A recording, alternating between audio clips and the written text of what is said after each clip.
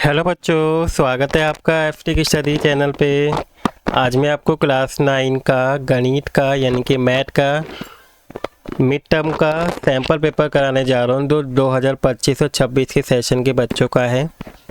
तो आइए हम इसे देखते हैं और जानते हैं कि आपका जो पेपर है वो किस तरीके का आने वाला है।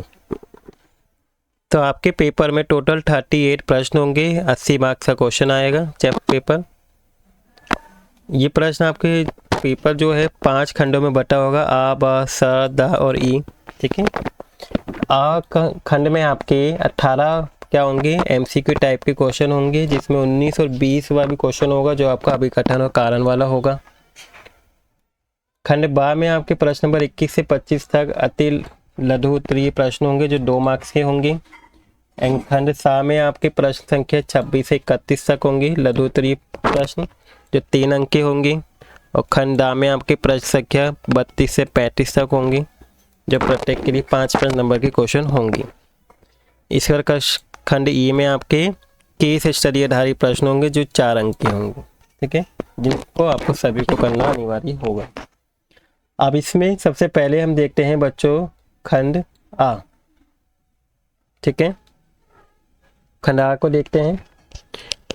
खंड आ में आपके 1 से 20 तक क्वेश्चन है जो हर एक क्या है, एक नंबर के क्वेश्चन है। तो फर्स्ट क्वेश्चन देखते हैं बच्चों कि निम्नलिखित में से कौन सी एक परिमेय संख्या है। तो देखिए बच्चों, परिमेय संख्या क्या होती है, जो परिमेय संख्या जो अशांत नंबर होता है। देखिए ये क्या है, ये नंबर क्या है, शांत है। यहाँ पे भी क्या हो रहा है, नंबर रिपीट हो रहा है, इसमें बार लग रहा है, तो मतलब ये भी क्या होता है, शांति होता है। ठीक है, लेकिन रिपीट हो रहा है, बार बार आ रहा है। ये भी क्या है आपका परिमेय है। जो ये नंबर है ये क्या है आपका, नंबर डिजिट बढ़ती ही जा रही है, जीरो क्या हो रही है, बीच में इंक्रीज हो रही है, जिसकी वजह से बच्चों ये वाला जो नंबर होगा आपका अपरिमेय संख्या होगी। इसके बाद क्वेश्चन नंबर सेकंड है कि रूट जो 2 दे रखा है, √2, ये निम्नलिखित घात का एक बहुपद है। तो इसका क्या आंसर होगा बच्चों, इसका आंसर होगा बी।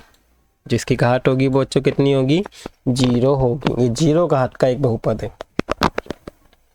थर्ड क्वेश्चन है कि द्वितीय चतुर्थांश में किस बिंदु के भुज कोटि के क्रमश चिन्ह होते हैं। देखिए द्वितीय चतुर्थांश कौन सा होता है, फर्स्ट में आपके क्या होते हैं, दोनों प्लस के होते हैं। ठीक है, द्वितीय आपका ये वाला होता है जिसमें एक्स एक्सिस माइनस का होता है और वाई एक्सिस प्लस का होता है, यानी कि माइनस और प्लस इसका, यानी कि ऑप्शन नंबर सी सही आंसर होगा।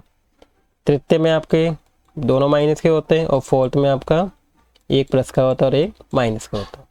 तो इसका आंसर बच्चों क्या है, सी है, माइनस और प्लस। इसके बाद बच्चों आपको फोर्थ क्वेश्चन है। फोर्थ क्वेश्चन में आपको एक ये दे रखी है, इसमें आपको हर का परिमेय करने पर हर में क्या आएगा वो आपको बताना है। ठीक है, तो देखिए इसको देखते हैं, मैंने यहाँ पे सॉल्व करके दिखाया हुआ है। हमें क्या करना है, सिर्फ इसी का परिमेयकरण जब करेंगे तो यहाँ पे क्या होता है बच्चों, साइन चेंज हो जाता है। फिर 7 की इन दोनों से मल्टीप्लाई करेंगे, 7 3 जा 21 हो जाएगा 21, एंड 7 2 जा 14√2 आ जाएगा। ठीक है, फिर यहाँ पे क्या हो जाएगा, a² माइनस b² का फॉर्मूला जाएगा, क्योंकि यहाँ क्या है, a minus B a plus B लिखा हुआ है, एक फॉर्मूला बन रहा है a² माइनस b²। 3 का स्क्वायर बच्चों कितना हो जाएगा आपका 9, एंड √3 का स्क्वायर हो जाएगा 3, क्योंकि √3 का स्क्वायर क्या होता है बच्चों, 3 होता है। एंड 2 का स्क्वायर आपका 4 हो जाएगा और √2 का स्क्वायर 2 हो जाएगा। इसके बाद क्या करेंगे बच्चों, इसकी गुणा करेंगे, 9 की 3 से गुणा करेंगे 27 आ गया 27, और 4 की 2 से गुणा करेंगे 8 आ जाएगा। इन दोनों में से इसको माइनस करेंगे तो बच्चों आपका हर कितना आ जाएगा, 19 आ जाएगा। ठीक है, तो इसको का आंसर क्या होगा बच्चों, 19 होगा, यानी कि ऑप्शन नंबर बी क्या होगा, बिल्कुल सही आंसर होगा। इसके बाद बच्चों हमारा नेक्स्ट क्वेश्चन आता है, प्रश्न नंबर 5वां, शून्य बहुपद की घात कितनी होती है। एक ऐसा बहुपद जो शून्य है, तो बच्चों उसकी घात क्या होती है, अपरिभाषित नहीं। ठीक है, इसको क्या कर सकते हैं हम, परिभाषित नहीं कर सकते हैं शून्य बहुपद की घात। नेक्स्ट है आपको प्रश्न नंबर 6 की एक 12 बटन में एक वर्ग का मध्य बिंदु आपको 10 दे रखा है और उसकी चौड़ाई 6 है। तो इस वर्ग की क्या करनी है, निम्न सीमा निकालनी है। तो आइए बच्चों इसको देखते हैं। देखिए x क्या करेंगे, हम मान लेंगे कि x क्या है, वर्ग की ऊपरी सीमा है। देखिए मैंने यहाँ पे लिखा हुआ है हिंदी में, इसके बाद जो y है ये आपकी क्या है, वर्ग की निम्न सीमा मान लेंगे। अब वर्ग का मध्य बिंदु जो दे रखा है वो 10 दे रखा है, और इसको निकालने का फॉर्मूला बच्चों क्या होता है, x प्लस वाई अपॉन में 2, यानी कि ऊपरी सीमा और निम्न सीमा को जोड़ के अपॉन में क्या कर देते हैं, 2 से डिवाइड कर देते हैं। तो आप क्या करेंगे, हम इसकी क्रॉस मल्टीप्लाई करेंगे, 10 की 2 से करेंगे 20 आ जाएगा, और इसकी से करेंगे तो आपका x प्लस 1 आ जाएगा। आपकी इक्वेशन 1 आ गई। इसके बाद बच्चों आपको वर्ग की चौड़ाई कितनी दे रखी है, 6। वर्ग की चौड़ाई का क्या होता है, ऊपरी सीमा में से निम्न सीमा को माइनस करके निकालते हैं। तो यानी कि x माइनस वाई इक्वल तो क्या हो जाएगा, 6 आ जाएगा। अब इन दोनों समीकरण को, समीकरण 1 और 2 जो बनी, इसको हल करने पर क्या आएगा, तो x प्लस वाई और x माइनस वाई, ठीक है, x कट जाएगा, y क्या हो जाएंगे बच्चों, 2y हो जाएंगी, और 20 में से 6 जाएगा तो आपको कितना आ जाएगा, 14, और 2 को 14 से काटेंगे तो आपका y का आंसर कितना आ जाएगा बच्चों, 7 आ जाएगा। ठीक है, तो इसका आंसर बच्चों क्या होगा, 7 होगा, यानी कि निम्न सीमा आपकी कितनी होगी, 7 होगी। ऑप्शन नंबर बी इसका सही आंसर होगा। इसके बाद बच्चों आपका प्रश्न नंबर 7वां आता है कि निम्नलिखित आकृति में POQ एक रेखा है, इसमें आपको x का मान ज्ञात करना है। तो देखिए ये आपका एक क्या बन रहा है, रेखिक युग्म बन रहा है, और रेखिक युग्म में क्या होता है, इन तीनों का टोटल कितना होगा बच्चों, 180 होगा। तो हम क्या करेंगे, 40 plus 4x plus 3x equal to कितना हो जाएगा, 180 हो जाएगा। ठीक है, रेखिक युग्म में, क्योंकि इसको फिर जोड़ देंगे, 40 प्लस 7x इक्वल टू 180, फिर क्या हो जाएगा 7x, ये 40 इधर आ जाएगा माइनस, तो इसमें से इसको घटाएंगे तो आपको 140 आ जाएगा। ठीक है, इसको फिर हम क्या करेंगे, डिवाइड करेंगे इसे, तो 20 इसका आंसर आ जाएगा, क्योंकि 7 के टेबल में जो 14 है वो 2 बार में आता है। तो इसका आंसर बच्चों क्या होगा, 20 होगा, यानी कि ऑप्शन नंबर ए सही आंसर होगा। इसके बाद आपको इस वर्ग का फिर से आपको करना, वर्ग चिन्ह निकालना है, सेम ऊपर की तरह ये। तो वर्ग चिन्ह के लिए क्या करेंगे, इन दोनों को जोड़ देंगे, यानी कितना हो जाएगा बच्चों, ये 130 और 150 आपका 280 हो जाएगा, और 280 का आधा कितना होता है बच्चों, 140 होगा, यानी कि ऑप्शन नंबर सी इसका सही आंसर होगा। ठीक है, इस बार बच्चों हम क्या करेंगे, नेक्स्ट क्वेश्चन है क्वेश्चन नंबर 9। आपको यहाँ यदि x की वैल्यू क्या है, -1 है, और बहुपद आपको दिया है 5x minus 4x square plus 3, इसकी वैल्यू आपको निकालनी है। ठीक है, तो आपको क्या करना है, इस बहुपद में x की वैल्यू को रखना है। ठीक है, तो आइए इसे रखते हैं। तो मैंने कहा x की जगह पे यहाँ पे -1 रखा। ठीक है, 5 के -1 से गुणा करेंगे तो -5, ये कितना हो जाएगा, इसकी से मल्टीप्लाई करने पे -4 प्लस 3, -5 और -4 कितना हो जाएगा बच्चों, -9 प्लस 3, और 9 में से 3 जाएगा तो आपका 6 आंसर आ जाएगा माइनस का, यानी कि ऑप्शन नंबर ए इसका क्या होगा, सही आंसर होगा। इसके बाद बच्चों नेक्स्ट क्वेश्चन बताना है आपको, 10वां कि किसी त्रिभुज के कोणों का अनुपात यदि ये है 5, 3, 7, देखिए तीनों कोण क्या है, अलग अलग है। तो ऐसे त्रिभुज में तीनों ही कोण अलग अलग होते हैं, उस त्रिभुज को क्या बोलते हैं बच्चों, एक न्यून कोण कहते हैं। ठीक है, इसके बाद बच्चों क्वेश्चन नंबर 11 कि दो चरों में रेखिक समीकरण आपका ये दे रखा है, तो इसके लिए क्या होगी, a इक्वल टू ए की value not equal to 0 and b not equal to 0 होगा। इसका ऑप्शन नंबर ए सही आंसर होगा। इसके बाद आपको बच्चों 12वां क्वेश्चन दे रखा है, इक्वेशन दे रखी है। ठीक है, ग्राफ मतलब डायग्राम दिया हुआ है, जिसमें ओ पी क्या है, इसके समांतर है, और ओ पी क्यू की वैल्यू 110 है और इसकी वैल्यू 130 है। देखिए इसको अगर हम ऐसे लेके जाएंगे तो जो 130 है तो ये भी क्या हो जाएगा बच्चों, 130 हो जाएगा। ठीक है, क्योंकि ये क्या है, एकांतर कोण है। इसके बाद हम क्या करेंगे, इस एंगल को निकालेंगे, यहाँ पे जो एक एंगल बन रहा है ये वाला लीनियर पेयर से निकल जाएगा ये, यानी कि 180 में से 130 को माइनस करेंगे तो बच्चों कितना आ गया, ये 50 आ गया। इसके बाद 110 दे रखा है, इस तरह से हम ये वाला निकालेंगे लीनियर पेयर से, तो 180 में से 110 को माइनस करेंगे तो बच्चों कितना आ जाएगा, 70 आ जाएगा ये। ठीक है, अब हमें ये तीसरा एंगल निकालना है, जिसमें क्या पूछा आपसे, पी क्यू आर पूछा। ठीक है, ये तो हम क्या करेंगे, तीन ट्राइंगल के तीनों टोटल कितना होता है, एक आपका 180 होता है, यानी कि 70 प्लस 50। ठीक है, इसको क्या करेंगे हम 180 में से माइनस कर देंगे। ठीक है, यानी कि 120 आ जाएगा इनको जोड़ के, और 120 को जब 180 में से घटाएंगे तो आपको कितना आ जाएगा बच्चों, आंसर 60 आ जाएगा। ठीक है, इसको मैंने यहाँ पे सॉल्व करके भी दिखाया हुआ है, मैं आपको दिखा देता हूँ।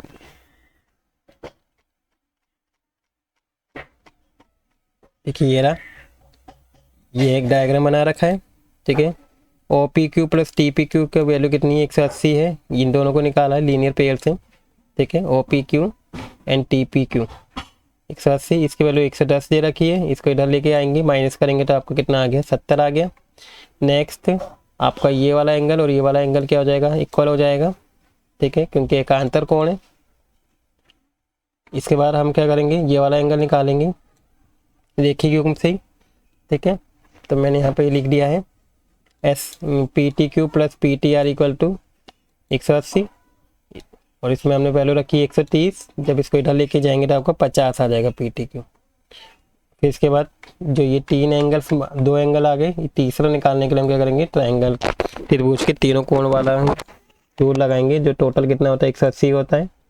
इसमें इसकी वैल्यू रखी 120 आया, इसको इधर लेके गए तो क्या आ गया, 160, मतलब 60 आ गया। यानी कि पी क्यू आर की वैल्यू कितनी आ गई बच्चों, 60 आ जाएगी।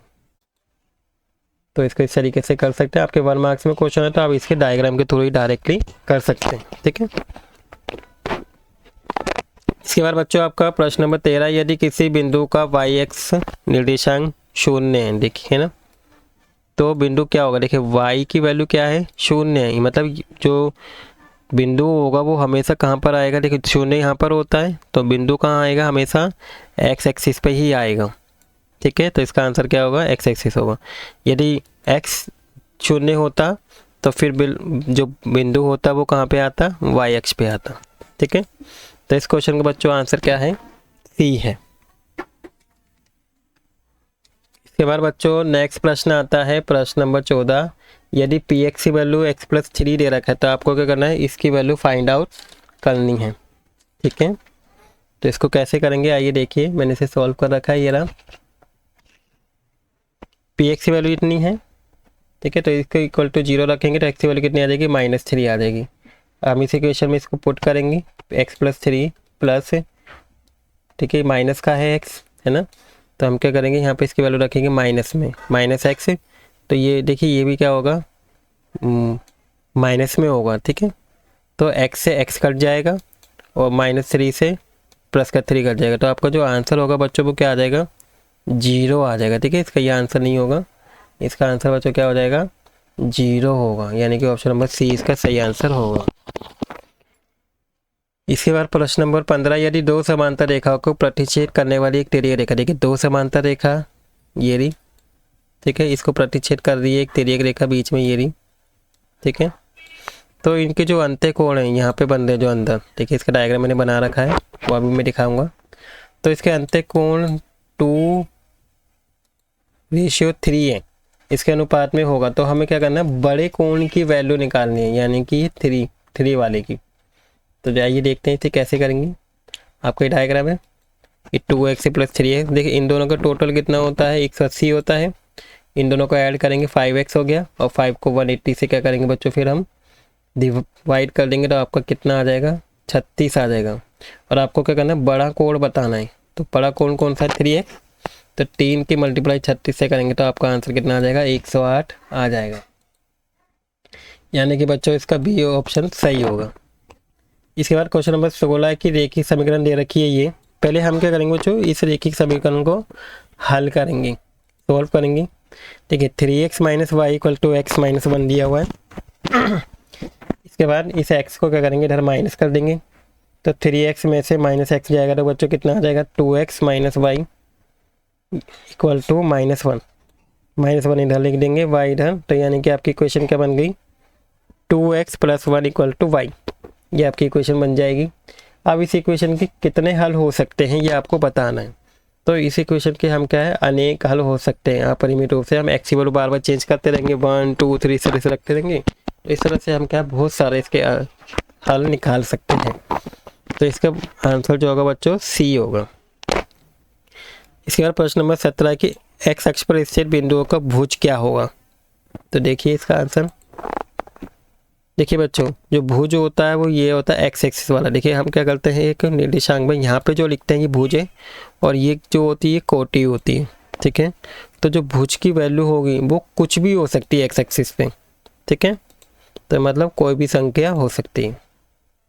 इधर प्रश्न नंबर 18 है कि 2√3 + √3, देखिए 2√3 और √3, इन दोनों को जोड़ेंगे तो आपका आंसर क्या आएगा बच्चों, 3√3 हो जाएगा। ठीक है, इसको जोड़ते कैसे, इस तरीके से 3√3 इसका आंसर आ जाएगा। इसके बाद बच्चों प्रश्न नंबर 19 से 20 जो आपका अभिकथन वाले हैं, जिसमें आपको इनको ऑप्शन को देख के इनका आंसर देना होगा इन चारों में से।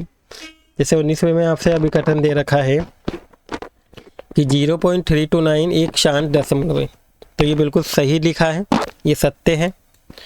कारण में बताया कि वे दशमलव जिसमें कोई एक या अंकों का समूह आवर्तिक रूप से दोहराया जा रहा है तो उसे आवर्ती या अशांत आवर्ती दशमलव कहते हैं, ये भी सही है, लेकिन ये इसका सही रीज़न नहीं है।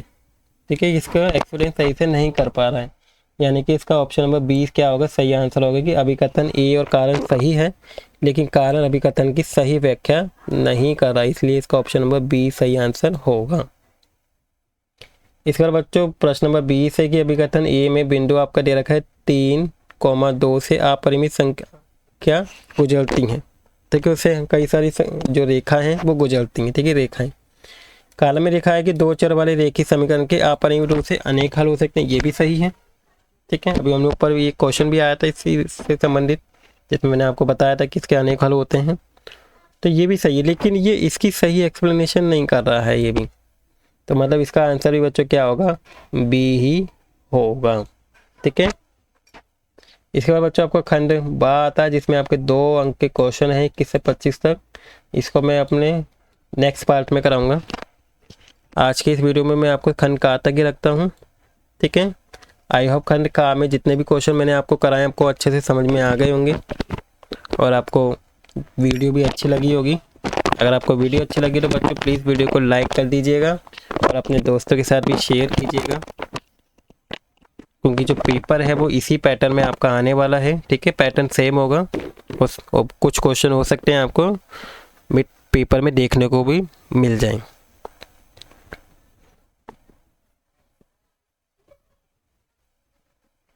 अगर बच्चों आप इस चैनल पे नए हैं तो प्लीज़ चैनल को सब्सक्राइब भी कर दीजिएगा। Thank you for watching video.